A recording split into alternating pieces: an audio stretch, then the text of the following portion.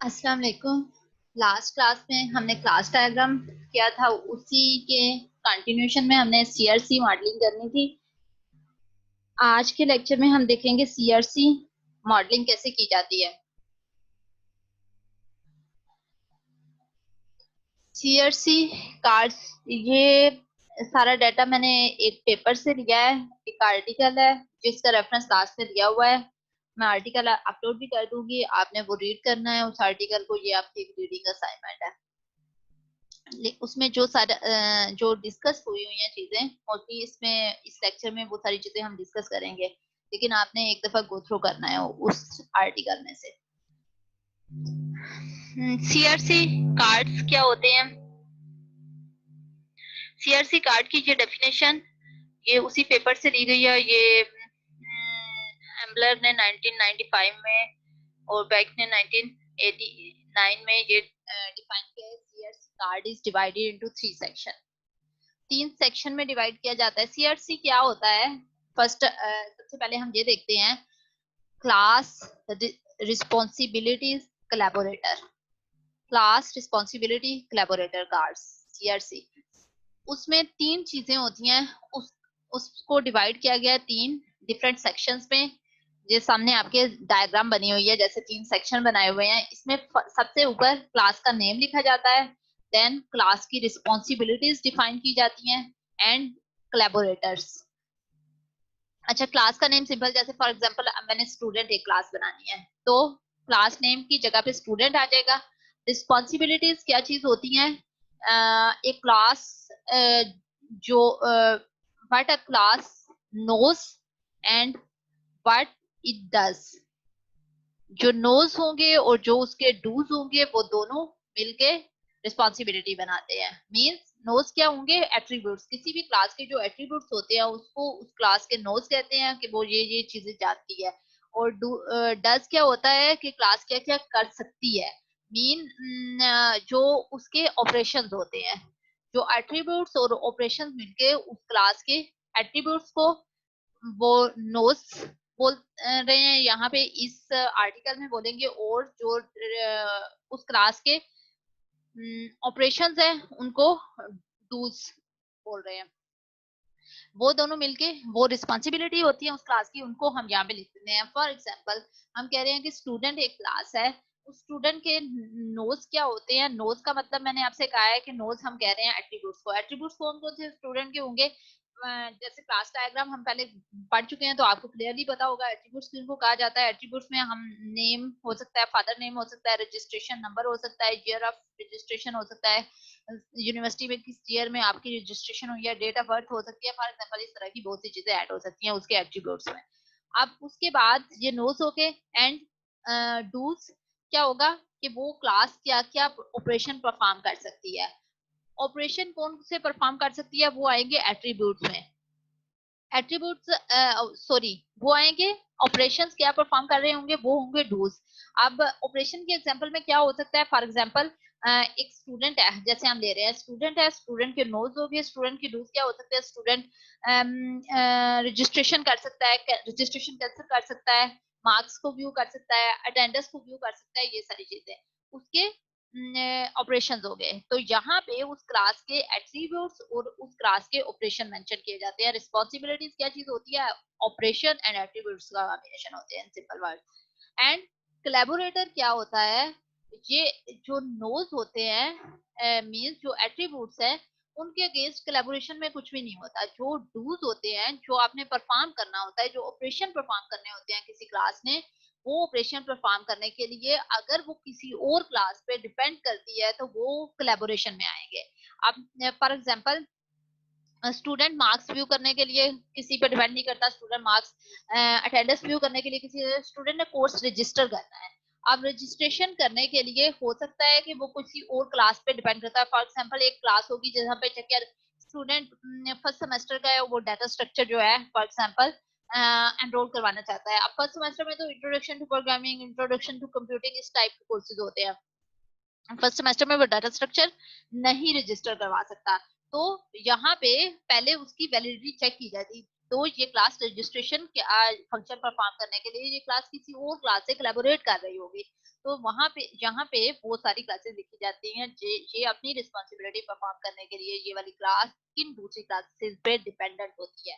तो क्या होता है सीआरसी, क्लास रिस्पॉन्सिबिलिटी कोलैबोरेटर, ये तीन पार्ट्स में डिवाइड किया गया इसको। इसमें क्लास का नेम लिखा जाता है, क्लास की रिस्पॉन्सिबिलिटीज में आपके नोज और डूज दोनों आते हैं। नोज का मतलब क्या है कि जो क्लास के एट्रीब्यूट्स होंगे, और डूज क्लास को जो फंक्शन परफॉर्म कर सकती है, और वो अपने फंक्शंस परफॉर्म करने के लिए, अपने ऑपरेशंस परफॉर्म करने के लिए किन दूसरी क्लासेस पे डिपेंडेंट होती है, वो कोलैबोरेटर्स में आते हैं।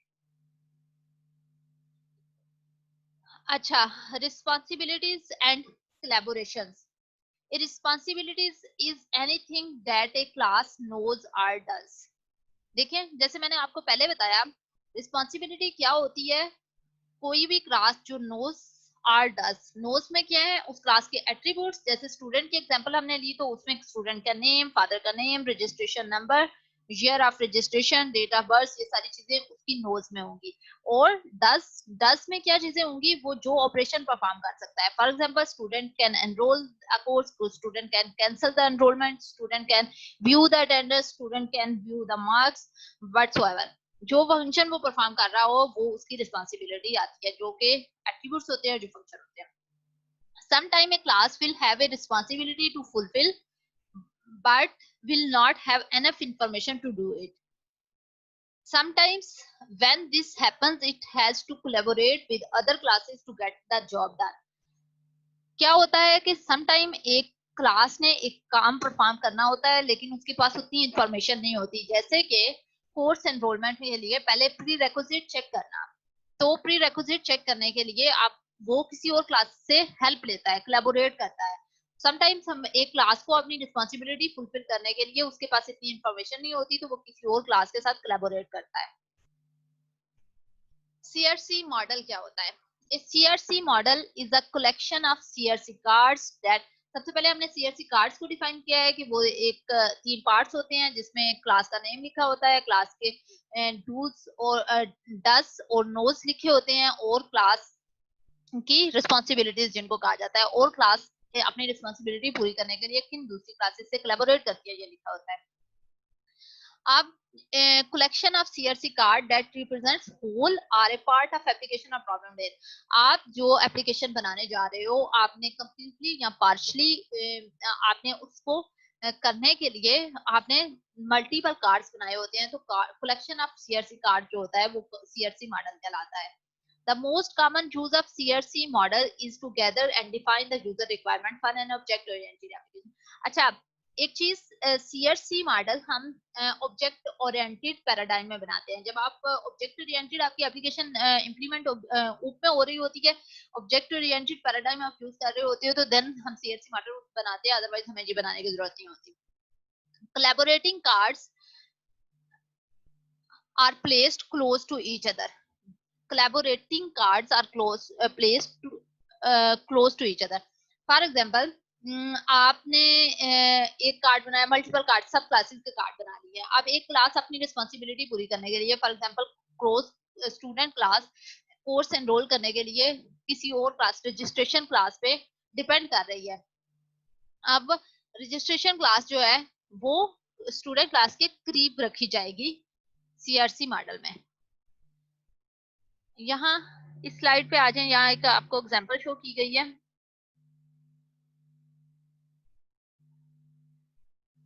यहाँ पे देखें, अभी के लिए ये सेकंड वाले पार्ट को इग्नोर कर दें। इस सेकंड में जो आपके कोलैबोरेशन में शो हो रहा है, वो इग्नोर करें। सबसे पहले ऊपर क्लासेस का नाम लिखा हुआ है और क्लास की रिस्पॉन्सिबिलिटीज डिफाइन हुई है, वो देख लेते हैं। ऑर्डर एक क्लास है, order number, date, order date shift, order items, ये सारे इसके नोज हैं।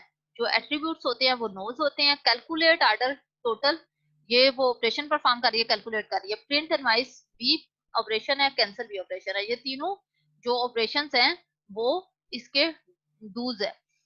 ये क्लास ये फंक्शन परफॉर्म कर सकती है।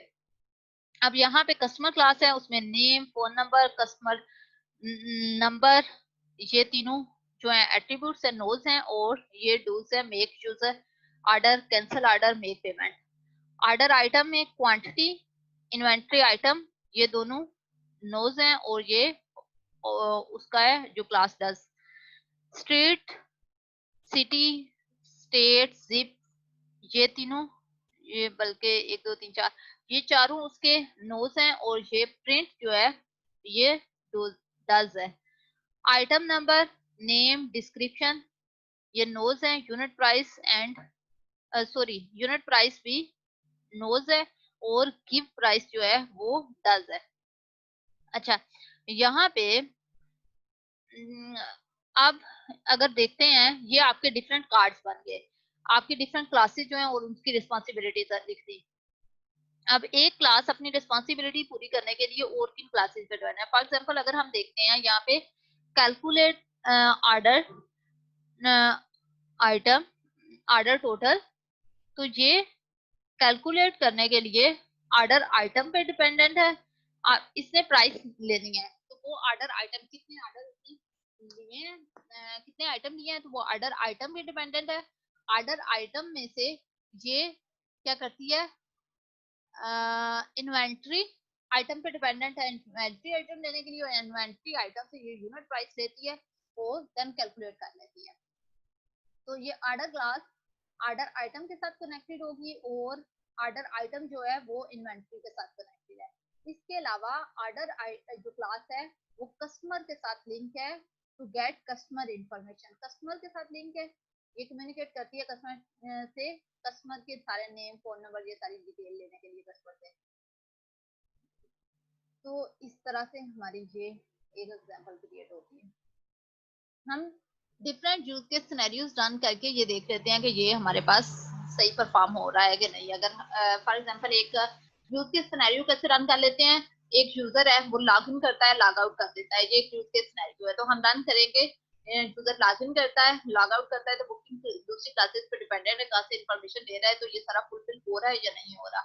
और अगर यहाँ पे हम देखते हैं, अगर यूजर लॉग इन करता है, व्यू मार्क्स करता है और देन लॉग आउट करता है, वो एक डिफरेंट सिनेरियो बनेगा। यूजर लॉग इन करता है, रजिस्टर करता है, देन लॉग आउट करता है, वो एक डिफरेंट सिनेरियो बनेगा। हम यूजर यूज के सिनेरियोस डिफरेंटली टेस्टिंग कर लेते हैं कि हमारा ये सीआरसी मॉडल जो है वो एक्यूरेट बना है या नहीं। अच्छा, सीआरसी मॉडल क्रिएट करना है, उसके 6 स्टेप होते हैं। Put together the CRC modelling team. CRC modelling team जो होगी उसको टीम बना लें। अब टीम में आपके सिर्फ आपकी साइड के लोग नहीं होंगे, दूसरी आपके एंड यूजर्स भी होंगे। इसमें होता है मेन सबसे डोमेन एक्सपर्ट होना जरूरी होते हैं। डोमेन एक्सपर्ट्स कौन लोग होते हैं, एंड यूजर रिप्रेजेंटेटिव होंगे। फॉर एग्जांपल फाइनेंस में फाइनेंस की डोमेन के एक्सपर्ट होंगे, अकाउंट्स में अकाउंट्स की डोमेन के expert, different domain HR domain experts. तो डोमेन एक्सपर्ट्स होंगे, यूजर की साइड के रिप्रेजेंटेटिव होंगे, आपकी साइड के रिप्रेजेंटेटिव होंगे। ऑर्गेनाइज टीम आपने बना ली, ये टीम मॉडलिंग करेगी। Organise the modelling room, room बनाना है। रूम का ऑर्गेनाइज करने का मतलब ये नहीं है कि आपने पेंट करना है, बट तो अगर आपने क्या करना है, यहाँ पे आपको कुछ चीजें मॉडलिंग करने, ये सीएससी कार्ड बनाने के लिए जिन जिन चीजों की जरूरत होगी वो सारी चीजें अरेंज कर ली, एक रूम में सेटअप क्रिएट कर ले, चेयर्स, टेबल, आर्ट चीजें। दूसरा सम ब्रेनस्टॉर्मिंग, ब्रेनस्टॉर्मिंग करनी है जिसमें हम उस एप्लीकेशन के बारे में और उससे जैसे हमने रिक्वायरमेंट इंजीनियरिंग में सबसे फर्स्ट स्टेप जो था हमारा इंसेप्शन। इंसेप्शन में हमसे बहुत से 3 सेट ऑफ क्वेश्चन पूछते हैं, क्वेश्चन पूछ के हमारी नॉलेज इंक्रीज होता है। इवन हम अगर समझते हैं कि हमें ये पता चल गया, रिक्वायरमेंट हमें मिल गई है, हमें क्लियर है, लेकिन जब हम क्वेश्चन पूछते हैं तो उन क्वेश्चन के आंसर करते करते हम इससे बहुत सी और क्लियर हो जाती हैं। तो ब्रेनस्टॉर्मिंग कर लें। Explain the CRC modelling technique. CRC modelling technique, क्योंकि यूजर साइड के रिप्रेजेंटेटिव भी हैं या डोमेन एक्सपर्ट नहीं है, उन्हें आपको ये नहीं पता आप क्या मॉडल करने जा रहे हो, आप एक्सप्लेन करें कि ये टेक्निक कैसे फॉलो होती है, या हो सकता है आप एक एग्जांपल पे परफॉर्म करके दिखा दें उन्हें, देन उनसे कहें। ह्यूमन जो है वो एक काम जब करते हुए देखते हैं तो वो ज्यादा लर्न करते हैं उनसे चीजें। आप एक सिंपल एग्जांपल पे उन्हें करके परफॉर्म करके दिखाएं और देन उनसे कहें कि वो इस सिनेरियो में क्या वो बताते हैं। iteratively perform the steps of CRC modeling. iteratively ये काम होते हैं।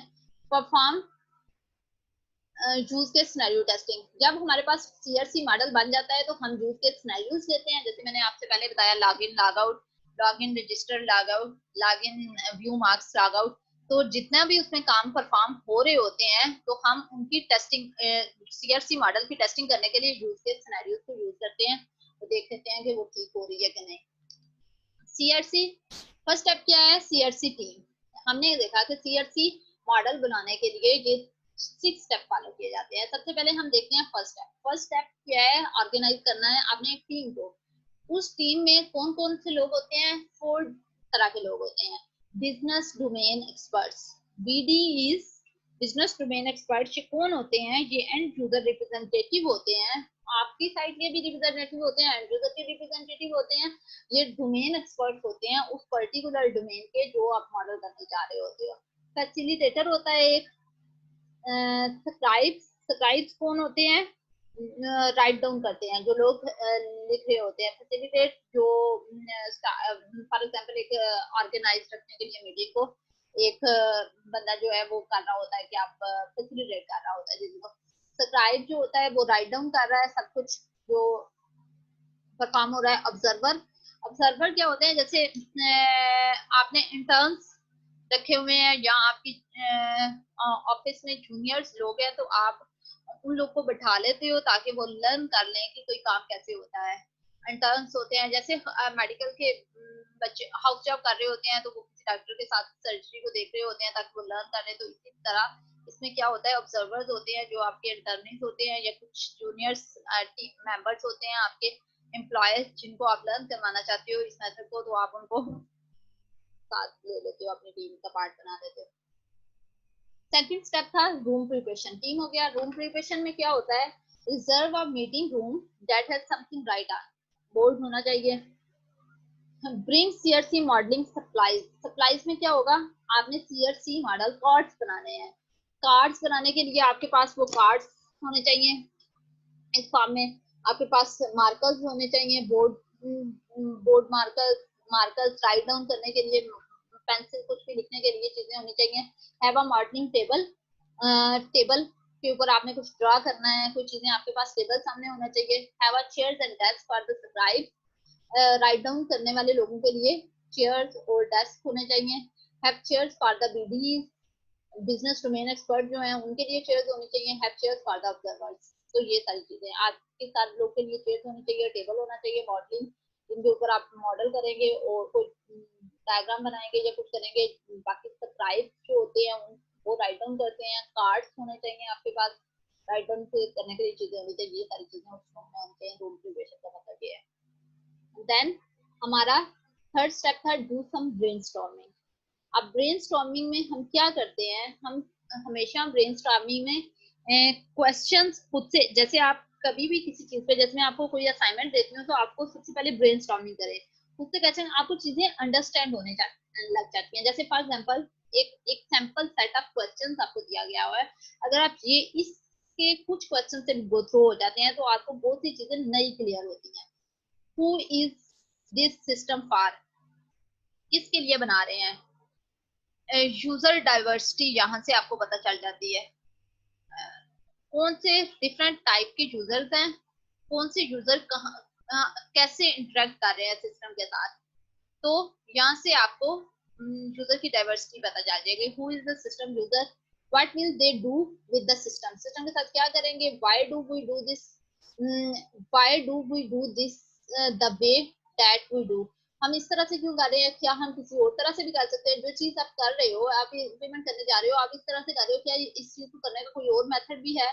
What business need does the system support, what do are will our customer want demand for us, how is the business changing, business change कैसे हो रहा है और क्या उसको इनकॉर्पोरेट करना है, अगर करना है तो कैसे किया जा रहा है। what is our competition doing, why, how can we do it better, competitors क्या कर रहे हैं, क्यों कर रहे हैं, आप बेटर कैसे कर सकते हो। do we need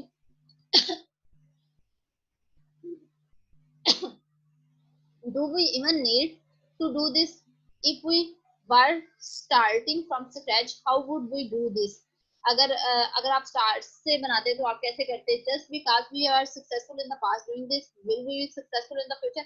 लास्ट पिछले प्रोजेक्ट में आपने इस तरह से काम किया था तो आप सक्सेसफुल थे, क्या आप इसीलिए ये मेथड यूज कर रहे हो या कोई, तो ये सेट ऑफ क्वेश्चंस होते हैं जिनकी वजह से आपको बहुत सी चीजें क्लियर हो जाती है। जब आप ये वाले क्वेश्चन जो भी एप्लीकेशन बनाने जा रहे हो, कोई असाइनमेंट बना रहे हो, जैसे मैंने आपको फर्स्ट असाइनमेंट दी हुई, आपने एक एप्लीकेशन सेलेक्ट करनी है और आपने उसकी रिक्वायरमेंट लिखनी है। आप रिक्वायरमेंट जब आप उसे मॉडलिंग करेंगे, देन ये सारी चीजें आपको उसका सीआरसी मॉडल बनाएंगे, उसमें आपको ये सारे स्टेप्स करने होंगे, तो आपको बहुत सी चीजें क्लियर होती जाएंगी जो आपको पहले नहीं पता थी।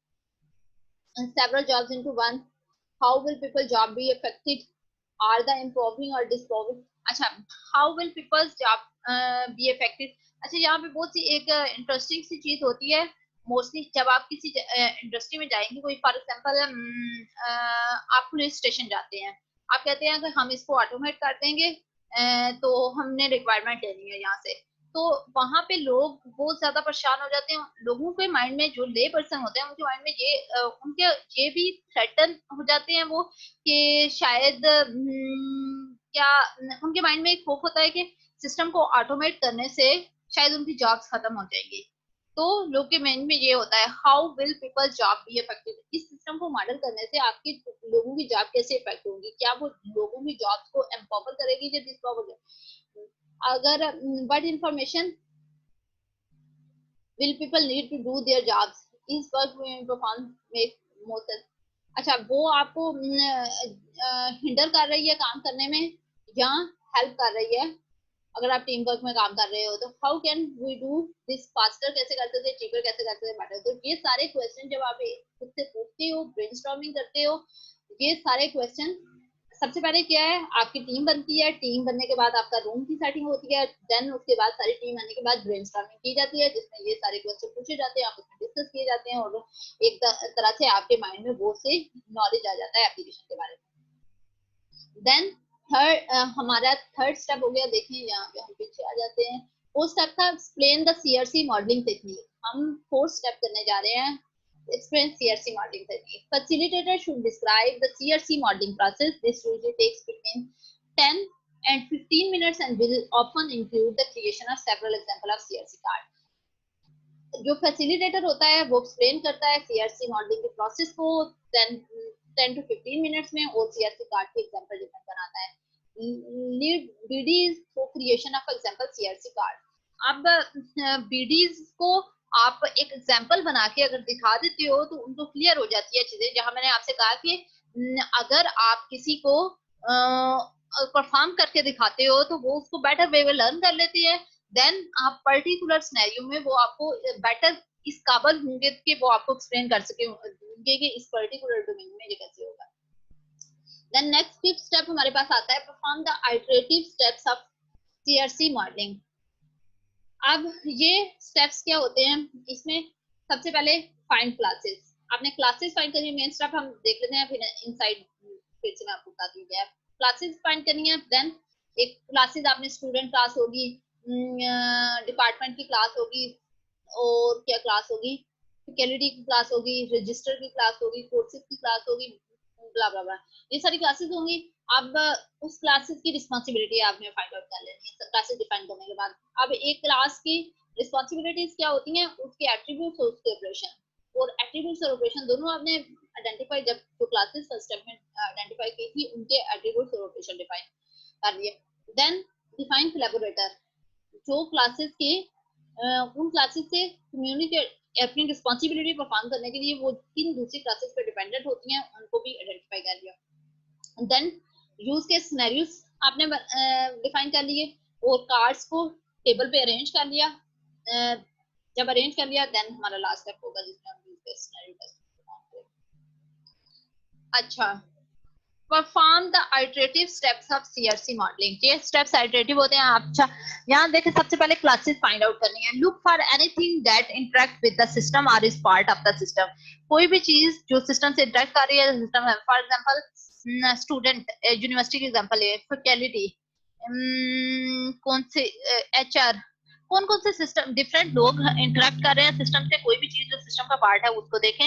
Ask yourself, is there a customer, कोई कस्टमर है, customer follow the money, money जैसे अगर कोई कस्टमर है तो वो पे कर रहा होगा, कोई बिजनेस होगा जिसके लिए वो पे कर रहा होगा, जैसे अगर मैं स्टूडेंट यूनिवर्सिटी की एग्जांपल ले लूं तो स्टूडेंट कस्टमर्स होते हैं यूनिवर्सिटी की एग्जांपल में अगर मैं करूं तो इसको हम ऐसे ले सकते हैं फॉलो द मनी, मनी कहाँ से आ रही है किस तरफ मूव कर रही है तो वो उसको फॉलो करते जाएंगे तो आपको क्लासेस बीच में आइडेंटिफाई होना शुरू हो जाएगा, एडमिशन देन एग्जाम देन जो भी ये जैसे जैसे मूव होती है डिपार्टमेंट में मूव होती है सिक्योरिटी को पेमेंट होती है, ये सारी चीजें जो है आपको यहाँ से भी classes identify. Look for the report generated by the system, reports जो सिस्टम को जनरेट कर रहा है, लुक फॉर एनी।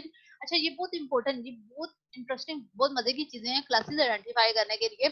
जब आप अपने सिस्टम जो एप्लीकेशन आपने एज असाइनमेंट ली हुई है उस असाइनमेंट करने लगे हैं तो आप ये सारी चीजें देखिए कि आप इससे आपको आइडिया हो जाएगा कि आपके सिस्टम में कौन सी क्लासेस बनेगी।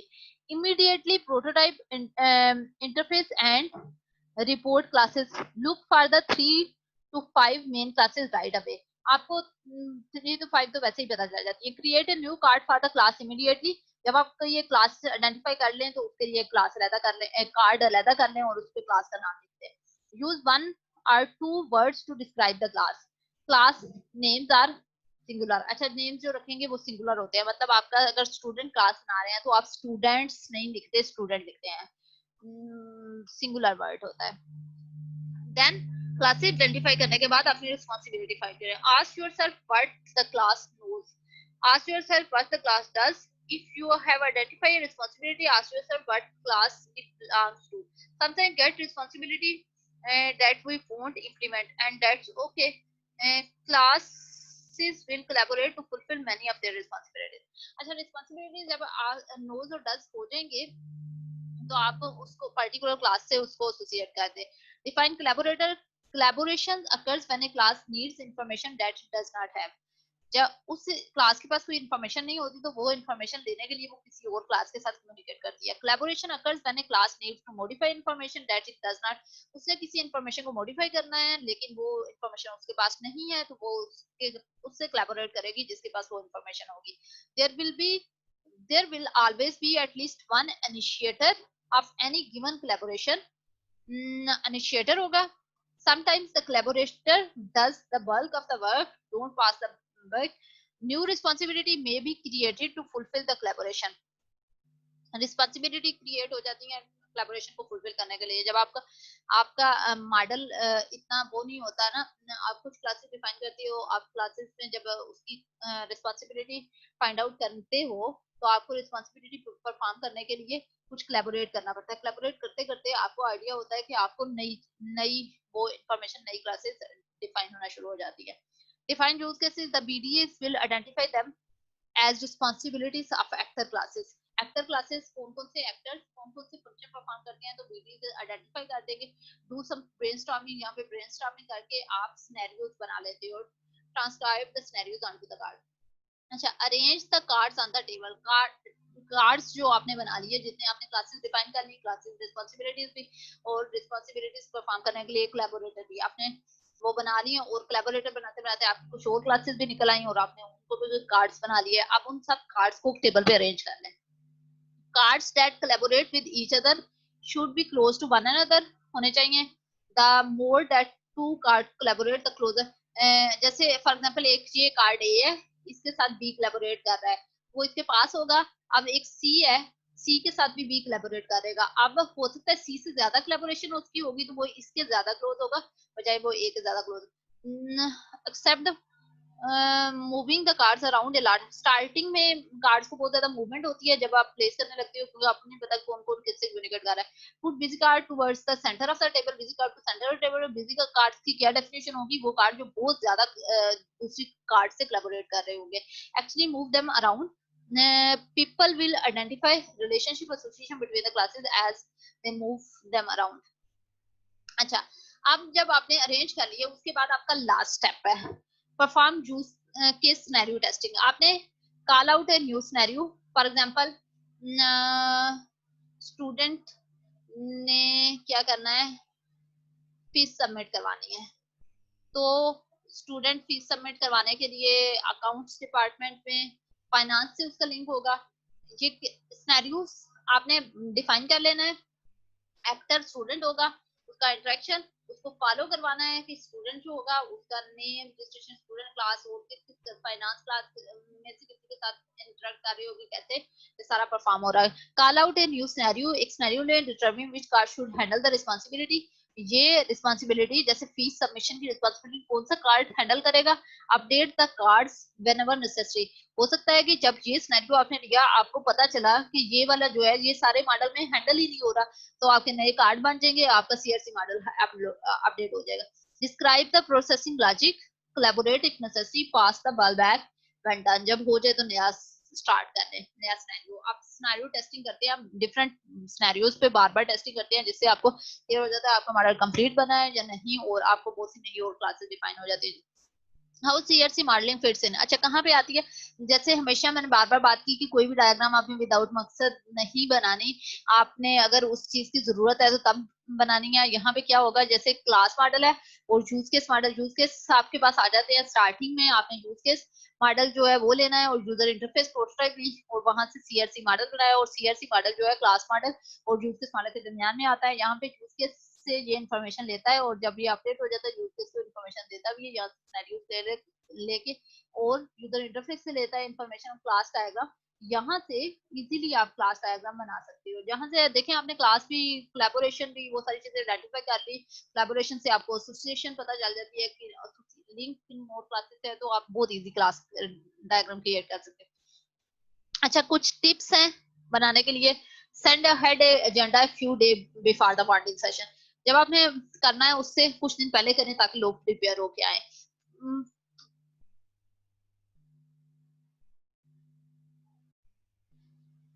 prominently display the CRC definitions, definition display करते हैं, use their terminology, business domain experts, वो लोग टर्मिनोलॉजी यूज कर रहे हैं आप वो टर्मिनोलॉजी यूज करें। जैसे रिपोर्ट्स जनरेट करनी है, रिपोर्ट के लिए जो वर्ड वो यूज करेंगे आपके यूजर यूज कर रहे होंगे, आप बीडीज यूज करेंगे, आपने वही यूज करनी है। कीप इट लो टेक, मतलब अब देखें हम कार्ड्स पे बना रहे हैं, कार्ड सिंपल कार्ड्स लेके उनके ऊपर राइट डाउन कर रहे हैं, तो ये लो टेक है, यहाँ पे कोई टेक्नोलॉजी एडवांस इन्वॉल्व नहीं होती, तो कोशिश करें जितना मैक्सिमम इसे लो टेक रखा जा सके। Expert expect to prototype expect to take a few days, जरूरी नहीं है कि ये आपका एक डे में आज आपने स्टार्ट किया है तो आज शाम तक खत्म हो जाएगा, इसमें मल्टीपल डेज लग सकते हैं, तो आपको मैनेजमेंट सपोर्ट की जरूरत होती है। डेफिनेटली यहाँ से आपको बहुत से फायदे मिलते हैं, आपका क्लास डायग्राम बन जाती है और आपकी बहुत सी चीजें क्लियर हो जाती हैं, रिक्वायरमेंट इवन क्लियर हो जाती हैं, तो ये आपको बेनिफिशियल होती है। Include CRC modelling in your system development life cycle में इंक्लूड कर लें। जब आपकी डेवलपमेंट जो होगी वो ऑब्जेक्ट ओरिएंटेड पैराडाइम के अकॉर्डिंग हो रही है, तो आप इसको डेफिनेटली जरूर इंक्लूड करें। Do the CRC modelling with front line staff only. ऐसा कुछ फायदे क्या है सीआरसी मॉडलिंग के। The expert do the analysis, analysis हो जाता है, यूजर पार्टिसिपेशन होती है। अच्छा जैसे हमने बात की थी कि जो रिक्वायरमेंट इंजीनियरिंग में कोलैबोरेटिव रिक्वायरमेंट गैदरिंग जब होती है तो उसमें मल्टीपल लोग बैठे होते हैं, तो उस जगह पे आपके कंफ्लिक्ट रिजॉल्व हो जाते हैं, बहुत सी चीजें सॉर्ट आउट हो जाती हैं उसी प्लेस पे। तो यहाँ पे एक्सपर्ट डू द एनालिसिस, उस तरह आपको फायदा मिल जाता है। द यूजर पार्टिसिपेशन इंक्रीज हो जाती है, break down communication barriers, simple and straight forward, not threatening to the user. Non threatening user है कि कोई टेक्नोलॉजी इन्वॉल्व नहीं होती, हाईटेक नहीं होता।